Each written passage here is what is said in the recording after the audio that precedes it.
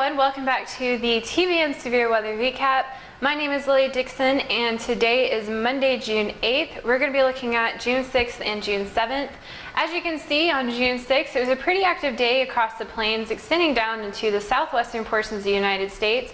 We had a couple tornado reports and one landspout report here in California, but I want to focus on portions of Utah where we had a couple of large hail detections of 2 3/4 inches, as well as 2 tornado reports that didn't cause any damage. So let's go ahead and take the view out to Colorado in the eastern portion of Colorado. And here we had 1 3/4 inches of hail reported, as well as a tornado reported. And take a look at this photo that we had from Josh Alisi. As you can see, it was an extremely photogenic supercell. What a great photo. All right, let's zoom the view out from here and take a look at northeastern portions of Nebraska into Iowa and some parts of South Dakota. And as you can see, there is a lot of hail detected across the region, mainly 0.75 inches of hail up to about 2.2 inches of hail in the far northeastern portions of Nebraska. But we also did have a couple wind damage reports with trees and power lines down, as well as some higher recorded winds from 50 to 70 miles per hour across the northeastern portions of Nebraska. So let's go ahead and zoom out from there and take a look at the eastern portions of the United States, where we had a couple hail detections, as well as one wind damage report where there were some trees and power lines down. Also moving into Florida, where there was some sea breeze activity, we had a little bit of hail east of Naples and a 40-mile-per-hour wind in the southern portions of Florida as well. So zooming the view out from here, let's go ahead and take another look at June 6th. It was pretty active across the region. Now let's take a look at June 7th. So as you can see, June 7th was a lot more of an active day than June 6th. We had a lot more activity here in Illinois, extending into Indiana, all the way down to the southern plains in the Texas Panhandle. Now with this line of storms, we had a lot of hail detected, as well as very many wind damage reports in Illinois and Indiana, extending into portions of Iowa and Missouri. And we also did have some isolated storms up here in North Dakota and Minnesota, where we had one wind damage report and a couple of spotter hail reports in that area.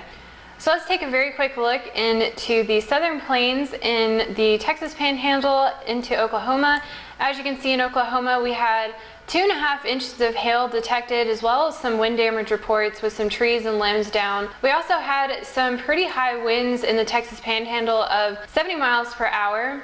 All right, now let's take the view out from there and take a quick look at Kansas, where we had one wind damage report. But the main focus here is all the hail. As you can see, there are pretty large hail detections of 3 inches all the way up to 3.2 inches. And we also had some pretty large hail reported of about 2 inches across most of these areas. So let's go ahead and take the view out from here and take a look at Illinois and Indiana, where we had very many wind damage reports, as well as some hail detected and a couple of tornado reports. But the main thing I want to focus on here are the wind damage reports. We had roofs off houses and semis blown over, as well as many trees and power lines, which caused a lot of power outages in the eastern portions of Illinois. But I'd like to take a look at this great video that we got from northwest of Logansport. As you can see, it's just awesome storm structure, and it's an extremely photogenic storm, and the storm actually ended up producing some wind damage down the line. So now let's go ahead and take a look at today's severe weather outlook. So again, taking a look at the severe weather outlook for today, you can see across the central portion of Pennsylvania extending into New York, there is the greatest risk of severe weather, where there have already been tornado warnings as well as some tornado watches. And then extending down into the Tennessee Valley,